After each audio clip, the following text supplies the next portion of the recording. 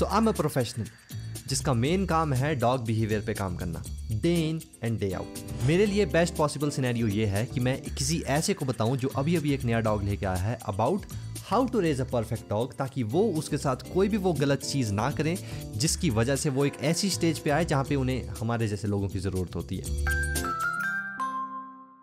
जब भी किसी को सिखाना होता है the main thing is this कि क्या चीज़ आपने इसके साथ बचपन में शायद ये की होगी जिस वजह से इसके अंदर ये बिहेवियर डेवलप हुआ है, और उसके बाद उसको चेंज करना, मॉडिफाई, उस डॉग को नई नॉलेज देना, इट्स अ डिफरेंट थिंग। ये चीज़ें हैं जो आपको प्रॉपरली करनी है अपने डॉग के साथ, और मेक श्योर आप किसी भी स्टेप को मिस ना करें वरना प्रॉब्लम होगी। जब एक नया पपी आपके पास घर में आता है तो लोगों को ये कंसर्न रहता है दैट लेट्स से उन्होंने डॉग को किसी बुरी कंडीशन से उठाया है, उन्होंने लेट्स से एक स्ट्रीट डॉग अडॉप्ट किया है या फिर वो रेस्क्यू शेल्टर से एक डॉग लेके आए हैं, वो इंजर्ड हो सकता है, ये सब कुछ। लेकिन in the name of love लोग चाहते हैं कि उस डॉग के साथ हर वो चीज़ करें जो वो डॉग एक डिसरिस्पेक्टफुल बिहेवियर की तरह देखता है। फॉर एग्जाम्पल उस डॉग को ऊपर उठाना। आपने कभी सोचा है कि छोटे डॉग्स चिवावा, पोमेरेनियंस इतने ज़्यादा अग्रेसिव क्यों होते हैं? वो इसीलिए क्योंकि डॉग अपने आप को उठाने को, पुश करने को, उसे पकड़ के अपनी तरफ खींचने को, ये डिसरिस्पेक्टफुल बिहेवियर होते हैं। At the height of disrespect ये सबसे ज़्यादा डिसरिस्पेक्टफुल बिहेवियर है। डॉग्स अपनी पर्सनल स्पेस को बहुत ज़्यादा सीरियसली लेते हैं, और जिसकी भी वो रिस्पेक्ट करते हैं, चाहे वो दूसरा डॉग हो, दूसरा एनिमल हो, दूसरे इंसान हो, वो उसकी पर्सनल स्पेस की रिस्पेक्ट करते हैं, और इसी तरह से वो बताते हैं कि मैं आपकी रिस्पेक्ट करता हूँ।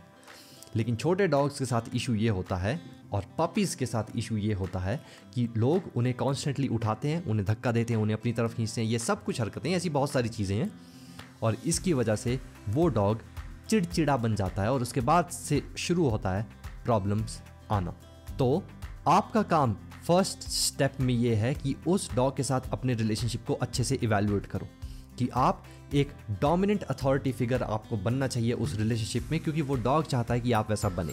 आप डॉग को कैसे बताओगे कि आप वो हो? Is not by reading a book. आप उसे ये नहीं बोलोगे कि देखो यहाँ पे लिखा है तुझे ये इस तरह से बिहेव करना, ऐसा नहीं होगा। वो एक्शंस जो आप अपने डॉग के साथ डेली बेसिस पे लेते हो, let it be as simple as giving him food और taking him for a walk और just being with him, sleeping with him on the bed. ये सब चीज़ें आप किस तरह से कर सकते हो ताकि वो आपको एक रिस्पेक्टेबल अथॉरिटी फिगर की तरह देखे। अगर आप बीइंग इमोशनल वैसा नहीं बनना चाहते तो मेरी बात ध्यान से मानिए, वो डॉग वैसा बनेगा। क्यों? क्योंकि उसे नीड है, वो चाहता है एक ऐसा फिगर घर में होना जो बताए कि क्या करना है क्या नहीं। ये उस डॉग को कंफर्ट देता है कि वो सेफ है, having some rules, having some rituals पूरे दिन में जो उसे फॉलो करने हैं, और आप उससे फॉलो करवाएं। ये उसे बताता है कि आप इस रिलेशनशिप के इंचार्ज हो, आप पे वो भरोसा कर सकता है, उसे आपकी रिस्पेक्ट करनी है, और तब आपके पास एक सही स्टेट ऑफ माइंड वाला डॉग होगा। नाउ इस सही स्टेट ऑफ माइंड को, और एक डॉग जो आपको एक रिस्पेक्टेबल पर्सन की तरह देखता है, इसे हम ले जाएंगे for our second step which is called exposure and fulfilment पे हम उसकी ध्यान देंगे। Everybody knows what exposure is. उस डॉग को नई नई लोकेशंस पे ले जाना, एज सिंपल एज दैट। आप एज पर्सन, मैं बताता हूँ कहाँ कहाँ जाते हो। आप दुकान जाते हो, आप किसी लेट्स से रेस्टोरेंट पे जाओगे, अगर आप कहीं घूमने आपको जाना है, it could be mountains, it could be some plain area, it could be beach, it could be swimming pool, it could be a river. जहाँ पे भी आपको मौका मिलता है उस डॉग को कुछ ऐसा दिखाने का जो उसने पहले कभी देखा नहीं है, बहुत अच्छी अपॉर्चुनिटी है। प्लीज़ अपने नए डॉग को उस जगह पे आप जितना अर्ली लेके जाओगे तो वो उस डॉग के दिमाग में नए इंप्रेशन बनाएगा। तो जब वो डॉग फ्यूचर में उस चीज़ को देखेगा तो वो उसकी तरफ अनयूजुअली रिएक्ट नहीं करेगा। Very simple and very powerful thing this is, right. वो डॉग जो सिर्फ चार दीवारी में बंद है, या एक बच्चा जो सिर्फ एक बबल में बड़ा हुआ है, वो कभी भी बैलेंस्ड नहीं होगा डॉग के लिए। लेट्स से उस डॉग ने बचपन में बहुत सारी शीप्स देखी, बहुत सारी काउस देखी, वो स्विमिंग की है उस डॉग ने बचपन में, या उसे पता है कि एक रिवर क्या होती है, स्विमिंग पूल क्या होता है। तो अगर वो इन फ्यूचर देखेगा वो सब, जब वो एक बड़ा पावरफुल डॉग होगा, तो वो उनकी तरह रिएक्टिव नहीं होगा, क्योंकि उसके लिए ये नॉर्मल है। तो उसे क्यों रिएक्ट करने की ज़रूरत है? लेकिन एक डॉग जो सिर्फ पूरा पूरा दिन घर में बैठा रहता है, कभी उसने कुछ नहीं देखा, बाहर तक नहीं गया है वो घूमने, वो जब देखेगा ये सब कुछ बड़ा होके तो वो रिएक्ट करेगा इतनी बुरी तरह से कि वो किसी की जान भी ले सकता है। Let it be some animal, let it be some person. तो ये आपकी रिस्पॉन्सिबिलिटी है एज डॉग पेरेंट कि आप उसे कॉन्स्टेंटली एक्सपोज करें हर उस नई जगह पे जहाँ पे आप जाते हैं। मैं आपको ये नहीं कह रहा कि आपको एक परफेक्ट डॉग रेस करने के लिए पूरा दिन बैठा रहना है उसके साथ, उसकी हर गलती पे उसको टोकना है या उसके हर एक्शंस पे नज़र रखनी है। ना ही आप ऐसा कर पाओगे, ना ही मैंने ऐसा किया, राइट? तो मैं आपको क्यों बोलूँगा ये करने को। बट प्लीज़ एक मॉर्निंग रूटीन डेडिकेट करो अपने डॉग के लिए जहाँ पे वो कुछ सब्सटेंशियल करे, ताकि वो अगर सोचता हो तो सोचे कि ये टाइम है जब मैं कुछ करता हूँ जो करने में मुझे अच्छा लगता है। A morning routine is a must.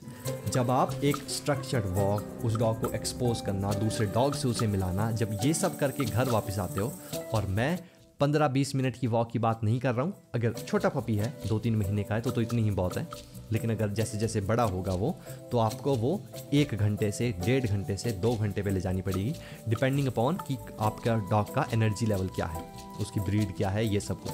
तो जब वो डॉग इतनी सारी एक्सरसाइज करके घर में आता है तो वो थका होता है, उस टाइम पे हम उस डॉग को खाना देते हैं एज अ रिवॉर्ड। तो उसके बाद जब आप जाते हो कहीं पे, now this is the most important thing, वो डॉग घर में रिलैक्स रहता है, चिड़चिड़ा, फ्रस्ट्रेटेड नहीं।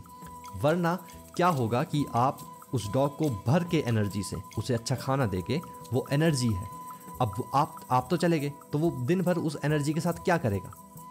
वो करेगा डिस्ट्रक्टिव बिहेवियर, वो करेगा जो हम चाहते नहीं हैं, कुछ भी चबा देगा, किसी भी चीज़ के साथ खेलेगा। और इस तरह से अगर आप एक डॉग को रेस कर रहे हो तो वो फिर कुछ भी चबा देगा। Late it be human beings. जिस पिटबुल कुत्ते को उसकी मालकिन ने बच्चे की तरह पाला, उसी पिटबुल ने उनकी जान ले ली।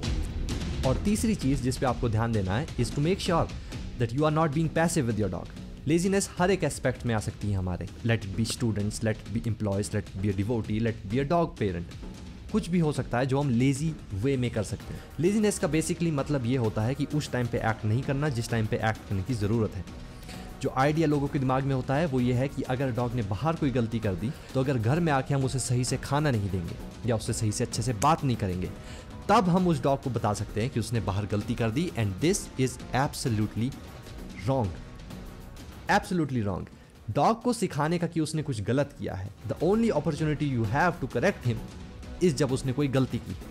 नाउ करेक्शन के अलग अलग तरीके हैं। एक तरीका है, जैसे कि मैंने आपको कहा, उस डॉग को अर्ली स्टेज में new experiences, new locations, new animals के साथ एक्सपोज करना ताकि वो डॉग के लिए एक नॉर्मल चीज़ हो। ये एक तरीका है। दूसरा तरीका है उस डॉग को स्ट्रॉन्ग करेक्शन प्रोवाइड करना जब उसने कोई एक्चुअल गलती की है। लेट्स से वो उस एनिमल को मारने के लिए चला गया, वहाँ पे एक्सपोजर काम नहीं आएगा, वहाँ पे एक बिहेवियर को इग्नोर करना काम नहीं आएगा। वहाँ पे आपको उसे स्ट्रांगली करेक्शन प्रोवाइड करनी है ताकि उस डॉग के दिमाग में एक कॉन्ट्रास्ट हो कि क्या करने से क्या मिलता है। इसमें अगर आपने डिले किया या इसमें अगर आपने सोचा कि आप घर में आके, लोग एम्बैरेस फील करते हैं बेसिकली अपने डॉग को करेक्ट करते हुए दूसरे लोगों के सामने, बट अगर आपने वो किया तो उस डॉग को नहीं पता चलेगा कि उसने क्या गलती की। और घर में आके अगर आप उसे करेक्ट करोगे तो उसे नहीं पता है कि उसने क्या गलती की बेसिकली। तो ये 3 सिंपल चीज़ें हैं जिनमें आपको ध्यान देना है। ना मैंने आपको बताया क्या करना है और क्या नहीं। कि सब चीज़ें अगर आप एक स्टेप बाय स्टेप गाइड की तरह चाहते हो, जिसके साथ साथ करेक्शन टेक्निक्स, मॉर्निंग रूटीन में क्या एक्टिविटीज़ आपको करनी है, जो बेसिक ड्रिल्स होती हैं एक स्ट्रक्चर्ड वॉक की, ताकि आपका डॉग अच्छे से चले, लीश पुलिंग वगैरह ये सब कुछ ना हो, अगर आप वो चाहते हो तो आप मेरी वेबसाइट पे जा सकते हो विच इज़ www.dogways.co और वहाँ पे ज़्यादा नॉलेज ले सकते हो। बेसिकली थिंग ये, इट्स नॉट टू एडवर्टाइज, मैंने आपको बता दिया क्या करना है। आप जा सकते हो और अपने से इसे ट्राई कर सकते हो, इम्प्लीमेंट कर सकते हो। But if you want step by step plan और a hand holding, I am waiting for you.